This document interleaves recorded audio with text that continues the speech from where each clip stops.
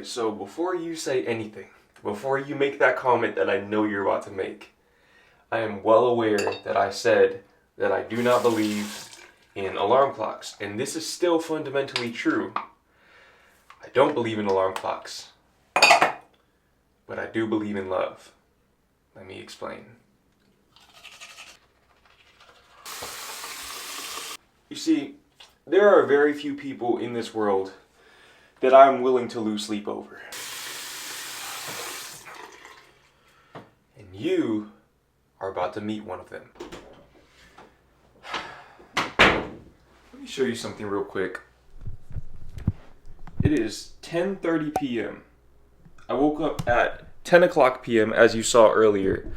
And I went to sleep between 5 and 6 a.m.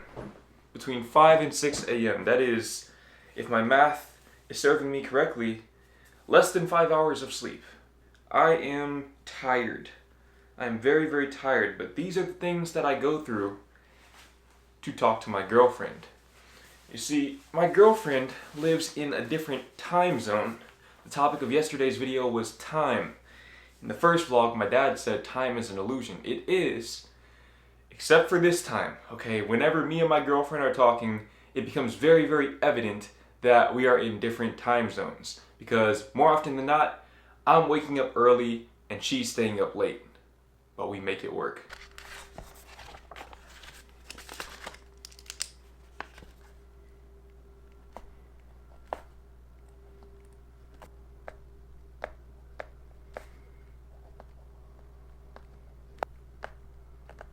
That's Nadia, and I have until the time that this clock right here reads 12 o'clock to do as many of these activities as I possibly can. And I've already done my morning routine, so we're going to go ahead and check that off. But I still have quite a bit to do. Obviously, I'm not going to be able to do all of that before me and her talk, and usually I don't even try to do everything before me and her talk. We talk at 12 every single time, 12 on the dot, and usually I wake up at 11:58, so literally just enough time for me to get up, grab my phone, and call her. But today I want to clear as many of these tasks out as I possibly can because I want to give her my undivided attention. Because, quite frankly, she deserves it. She deserves my undivided attention. She deserves the most possible... Hold on real quick. She deserves the most possible love and effort and energy and time that I can possibly give her. Because she has been there for me. She has been there with me through all of my lowest points in life. You see, here's a little fun fact about our relationship and our friendship. If you only know me from YouTube, if you've only ever met me through this screen right here, she's known me longer than you have. She has known me longer than you have because she has known me since before I started my YouTube channel. That's kind of a lie. I had posted a few videos, all dunking videos. I had never talked to the camera and posted it online when me and her first met. So as far as I'm concerned, she knew me since before I started YouTube. She knew me since I was a broke, lonely, and depressed college student just struggling to find my way in life. She's known me through all of my heartbreaks that I've talked about in my books and the ones that I haven't talked about in my books. She's known me through all of my dating struggles. She sat there in the shadows just, I guess, waiting for the right opportunity, and eventually she got it and I got it, and we made the most of the opportunity that we found together, and now we have our beautiful relationship. Now, let me just say this. If you're in a relationship and you are on the same time zone as your partner, do not take that for granted. Okay, if you don't have a gratitude journal, go and buy a gratitude journal right now on Amazon or Target or anywhere that you can get your hands on a gratitude journal.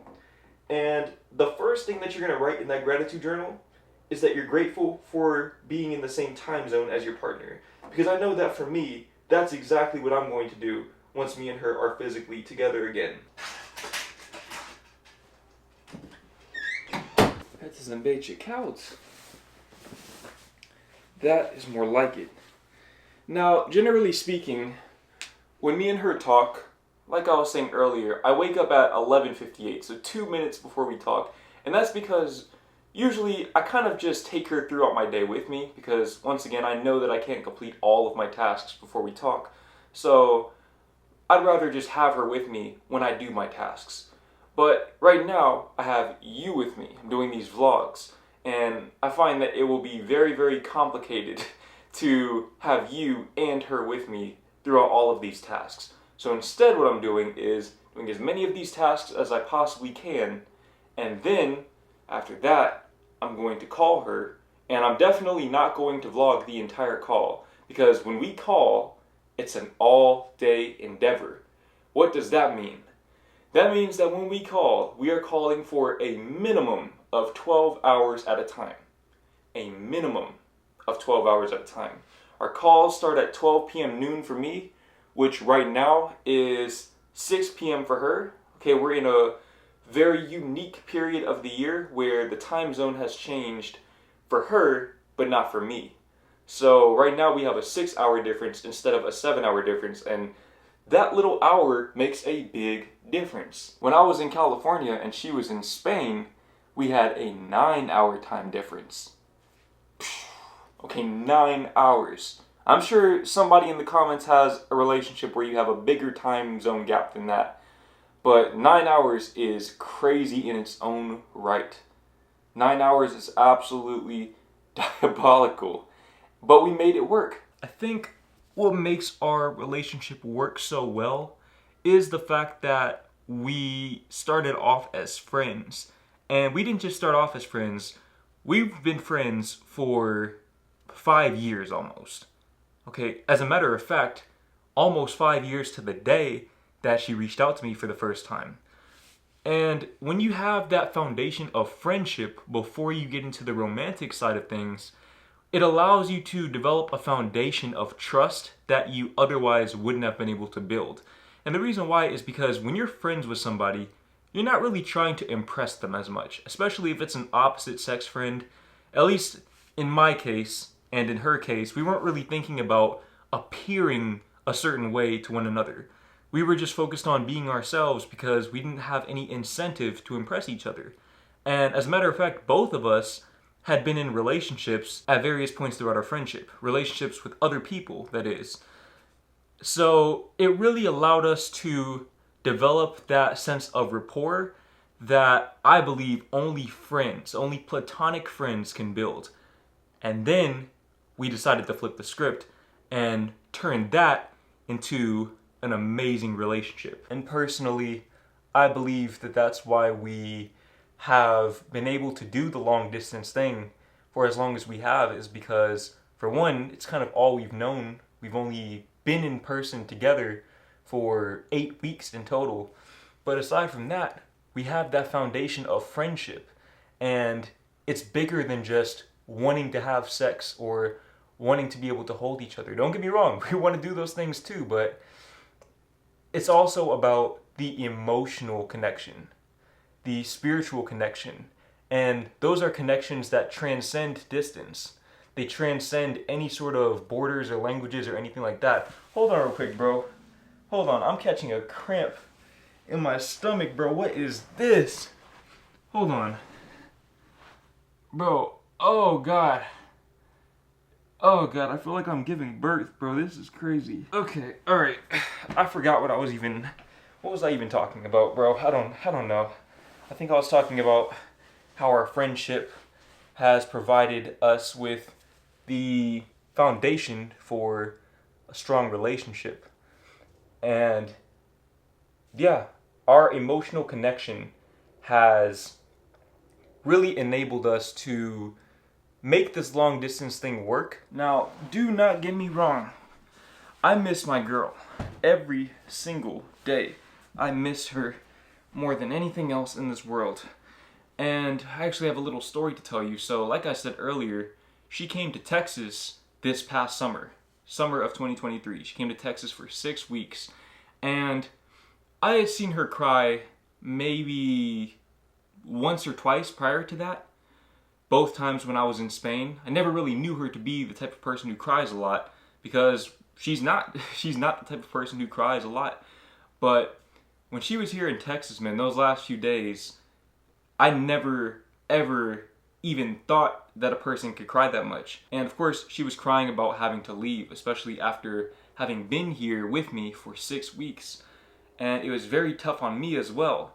But I didn't really take the time to process the fact that she was leaving, because I was so busy trying to make her feel better and trying to really just enjoy those last few days that we would have together.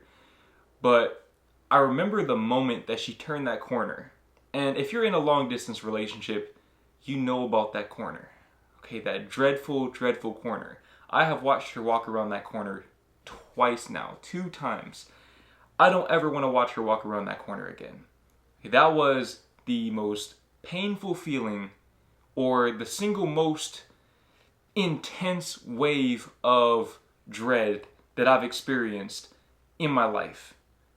That might not be true, but it's definitely up there. The only thing more painful than watching her walk around that corner is doing these planks.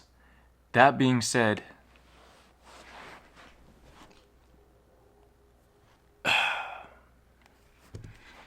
for this time, it will have to be like this. I don't think I'm going to be able to finish these courses in time. So I'm going to text her. I'm going to communicate with her, like I was talking about in the first vlog. Communication is key. So that is the features point out strategy. Let's move on to the next one. See you in the next lecture. Okay, I am about to speed run this Duolingo lesson. Ik zie je zus. I see your sister. Is de vogel grijs of wit? Is the vogel grijs of wit? Is the bird gray or white? Is the girl a baby? Is het meisje een baby? The tables are large enough for us. De tafels zijn groot genoeg voor ons. De tafels zijn groot genoeg voor ons. Quit playing with me. Mijn dochter wil een hond. 305-day streak. You love to see it. You love to see it. Now, it's about that time. You see, this right here is one of my favorite moments of the entire week.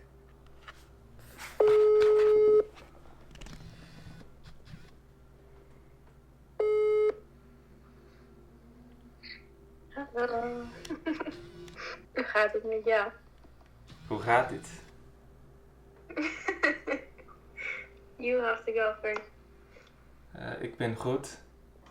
Hoe gaat het met jou? Not to see it. Well, good, but I've been better. Being a little sickish. You're feeling sick? Yeah, little. But I think it's just in the air. In the air? What does that mean? Is that not what they say over there? Sometimes you have these periods in time where people are just sick. But see, I wouldn't know because I don't leave the house. Shout out to TIGN9704 for getting the first comment. Now, speaking of comments, I want to ask you, Nadia, what is the biggest misconception about our relationship that you've seen in the comments of my videos? Oh no. I'm putting you on the spot. Biggest misconception about our relationship that you've seen in the comments. about our relationship. Yeah. I don't know if I've seen many speculations. But what's something that you've seen where you instantly just said, okay, that's just not true? I mean, there was one comment that was saying that I was cheating on you and that I had to possibly be cheating because there's just no way that long distance relationships work. And that is something that is quite wrong. Very wrong. Okay, well, on that topic then, let me ask you this. Since so many people think that long distance relationships don't work, why do you think our long distance relationship works? What do you think makes our relationship different from the relationships that do not work? You really interviewing me out here. I am. No. Well, I want to hear your answer too then. Well, I kind of Well, answered it earlier in this video, but I want to hear your answer first. Yeah. So, what was the question? You know how to be a grandma. Oh my god. Okay. So, why do you think our long distance relationship works, whereas for a lot of other people, they can't do long distance? Well, I don't know about other people. I feel like you just have to have like really good communication, first of all. Yeah. Oh Because my god. What was that? So you said really good communication? Yeah, because you're also not like seeing each other in person, which makes it more difficult even to have good communication. So that's one of the things that's really important, but that's important in any relationship too. Of course. You also have to really trust each other. If you don't trust each other, it's probably not going to work at all. This is very, very true.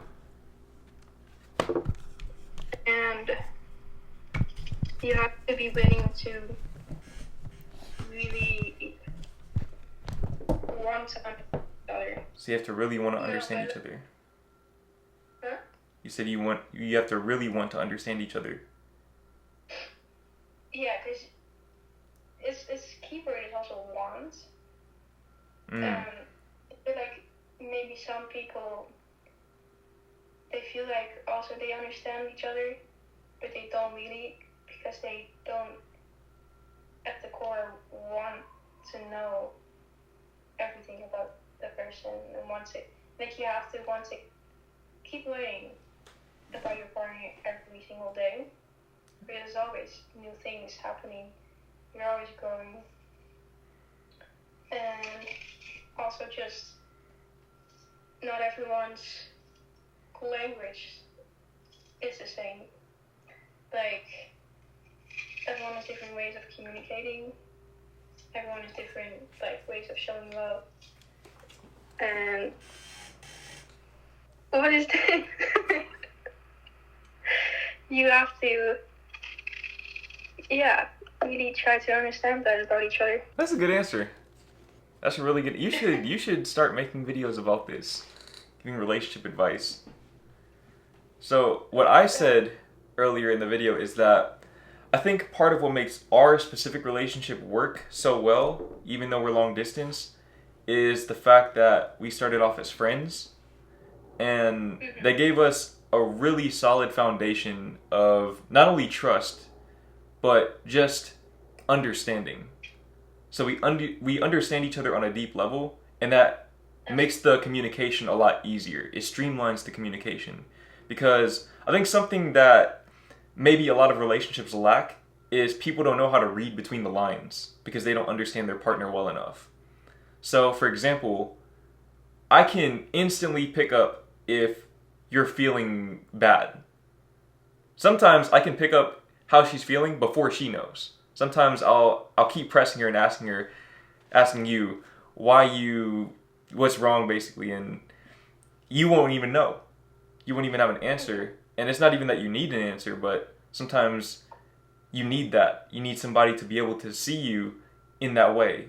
But it has to be somebody that knows you well enough to know those subliminal tendencies and maybe how the different intonations in your voice can convey certain emotions. And all of this is subconscious. It's not even something that you consciously think about. It's just something that you pick up over time. And so with us having known each other for so long, I can really pick up on things that you might be communicating that you don't even know that you're communicating. So whether it be through text or through a phone call, whatever, that makes it really, really easy to figure out how you're feeling. And then because I know you, I have a general understanding of what I need to do in response to how you're feeling, or what I can do to make you feel better or what I can say to make you feel better. Because I feel like in a long distance relationship, words become way more important because that's really all you have. Words, images, videos. You can't touch each other. You can't really do that much. You can only say things. So I think that's something that has really, really helped in terms of our relationship. And I think, to your point, trust is pretty much the biggest prerequisite of any relationship. And I was responding to a comment earlier where the person said that they haven't had a girlfriend because they don't trust women. And what I told them is that, and I want to get your perspective on this, I basically told them that it's not that they don't trust women, it's that they don't trust themselves, because they don't trust in their ability to find a partner that is loyal and that is, I guess, able to meet their standards, if that makes sense. So I don't believe people have trust issues for others. I think that they have trust issues for their own ability or their inability to discern whether other people are trustworthy. I feel like trust comes from within you, but also because you might not trust yourself and your ability to find that partner because of past experiences that shape your, like, the way you view yourself and the way you view trust. So I feel like it kind of goes hand in hand. But if you have those experiences, you really have to like dig deep and go back to kind of the essence of who you are. Does that make sense? Yeah, getting back to some of the childhood trauma. Yeah, and you really have to work through it, because if you keep holding on to that belief, then that is just your reality at that point. Yeah. Like, you're not going to attract women or anyone by thinking that. Because that is the, I guess, frequency that you put out. As within, so without. Yeah. It's as simple as that. And I think a big part of why we have trust, in addition to just the friendship that we've established, because people don't understand, we're still friends. It's not like our relationship means that we're no longer friends. We're best friends, and then we're also in a relationship. So it's adding on top of that. It's a pyramid, basically. And the foundation is the friendship. And then we're kind of building up from there with the relationship. And I guess marriage or starting a family would be the top of the pyramid, which we'll have plenty of time to get there. But that is kind of like,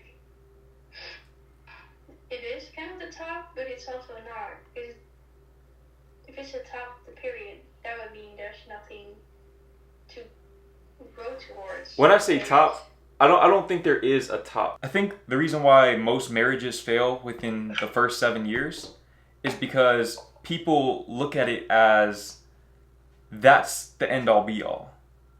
And so they stop trying. They stop wanting. Just like you were talking about earlier. They stop wanting to learn more about each other. And they even stop wanting to grow personally. Because a lot of people's growth is really targeted at finding a romantic partner. And so once they find that and they secure it with that contract, they get complacent. And it's really, this applies to every area of life too. It's not even just relationships. It's business, it's fitness, it's every area of life. You have to keep going. You have to keep going. I think I said this in a NoFap video not too long ago, but you could be driving 150 miles per hour. I don't know, I guess 200 kilometers an hour. I don't know what the conversion is, but you could be driving a car really fast, and if you take your foot off the gas, you won't stop immediately unless you crash into something, which I guess the analogy would be cheating or something like that. That would be a crash. But I think what happens to a lot of people is they take their foot off the gas and the car slows down, and they don't notice it because they still have the momentum from the speed that they were going at before. Mm-hmm. But by the time they realize that the car has come to a full stop, it's too late. And I think that the important thing in life is to keep a steady pace that's sustainable. And don't get it twisted. I show my girl all kinds of affection. She sees a side of me that I don't think anyone else sees.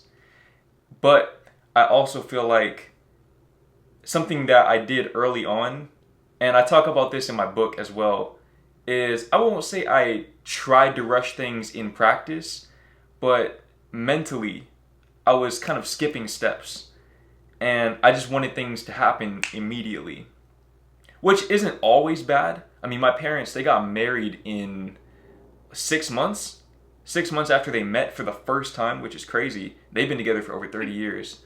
But I think for me, it was coming from a place of fear of loss. And if you're moving like that, again, that always leads to complacency. Because once you feel like, okay, I can't lose that person now because I have them under a contract or we're living together or whatever, then you become complacent because the fear isn't there anymore. So I think that's why it's important also to move from a place of love and understanding that, okay, we don't own each other. That's also a source of trust. We know that we don't own each other. We're two independent beings and we can't control each other, nor do we want to control each other. We trust each other because we trust our ability to choose the right person. And we trust in the foundation that we've built. So that's my TED Talk on that. I mean, are there any other relationship tips that you have, just generally speaking? Not even just for long distance couples, but for anybody. Any relationship tips? Yeah. I feel like also really listen to each other. Because there's a thing, you can like listen to someone, but you can also listen. Yeah.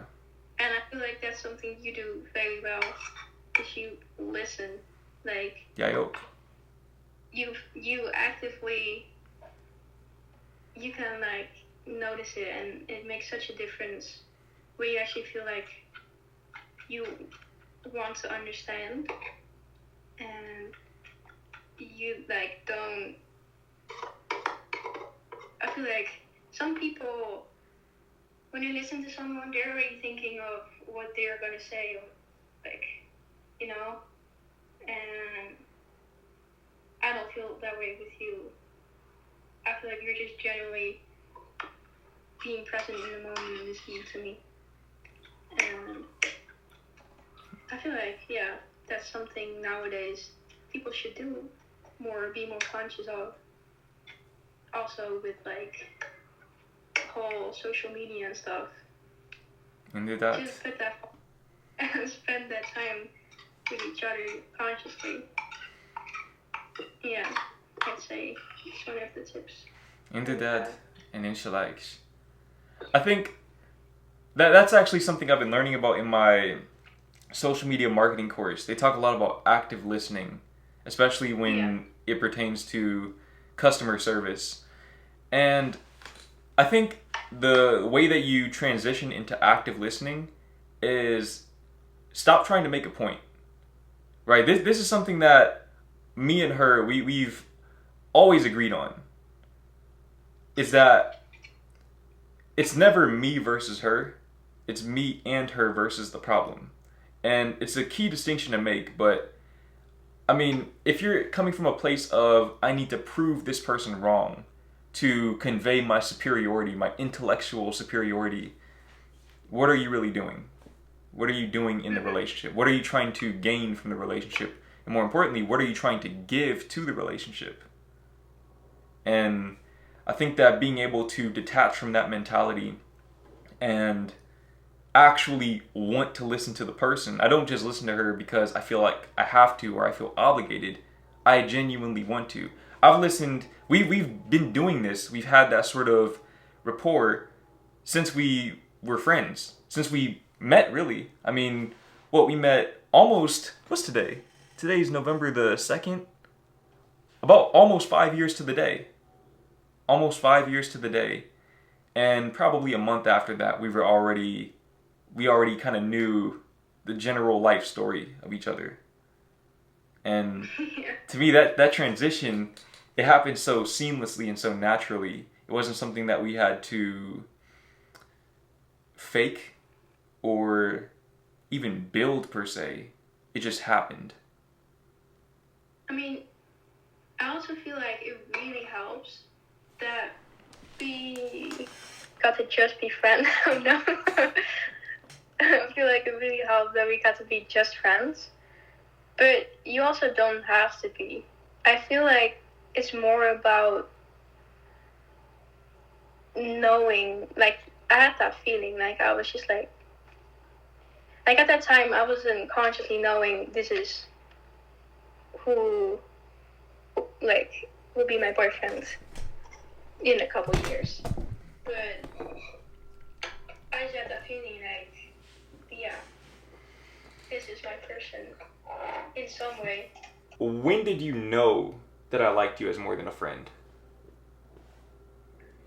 Ooh, when did I know? When did you know? I mean, there's also a difference in. That's a good question. Because I feel like even when you, like, basically told me that you saw me as more than a friend, I was still kind of not believing. It did take some. I had to kind of convince you that I genuinely I genuinely liked you like that. Yeah. But it was just, like, so unreal to me that you would like me, but I also... That's crazy. I That's so crazy to felt me. like it was how it was supposed to be, kind of. So, I don't know when I knew that you liked me, but I really knew early on that we'll be something, or we were just right for each other. Because I didn't just text you out of nowhere. I had something took over me. I maybe messaged you. I don't know. I've never felt that before, but that's what I'm saying. Like, I don't know. I already knew in that moment that it was just something big with you. I don't know. Because otherwise I wouldn't have had that feeling. Yeah. It's crazy. I know. It's still crazy. It will always be crazy. You want to know when? You want to know when I knew that you liked me as more than a friend? When I started sending you songs. No, it was before that. Our very first call. Actually, I don't even talk about this in the book. I should probably add this in. But or maybe I did. But anyways. Wait. Did you say our first call? Yeah. You knew already? Very first call. I'm gonna tell you how I knew, and this goes back to being able to read between the lines. So our very first call, we're talking, we're chopping it up, right? And I mean, we're both nervous. We're both really nervous, but the nerves kind of faded away because I just felt so comfortable with her, and I felt so comfortable, in fact, that I started talking about certain things that I'd experienced with other women. Nothing sexual or anything like that, but it was more just things that I had experienced, right? Talking about soul shock and ego death, but the actual events that inspired those books. And I saw her whole demeanor change. And once I saw that, I knew. I instantly knew. And it's kind of crazy because it ties back into the day that we became official, which our anniversary is coming up very soon. Very, very soon. Love to see it. But on that day, I remember I told her that I liked her as more than a friend. And like I said, she needed some convincing. One of the objections, if we're going to talk about sales, Okay, we're going to talk about sales and marketing. One of her objections was, well, I read your books and I felt like you still might like these girls. I said, which books did you read? You said, both of them. I said, you haven't read the third book yet.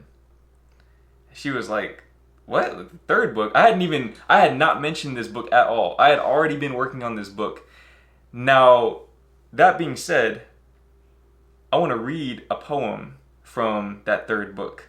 A poem that I wrote about her.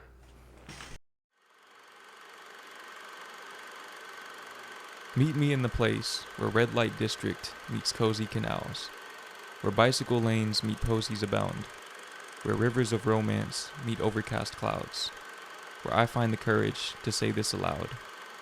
I want to make you mine. Maybe one day I'll read you these lines as we bask on a boat in your capital city and make witty jokes that the readers would never understand unless they've been touched by the hand which has brought brown eyes together under overcast weather in your capital city. And you look as pretty as the posy in your hair, cozy in the comfort of connection that we share.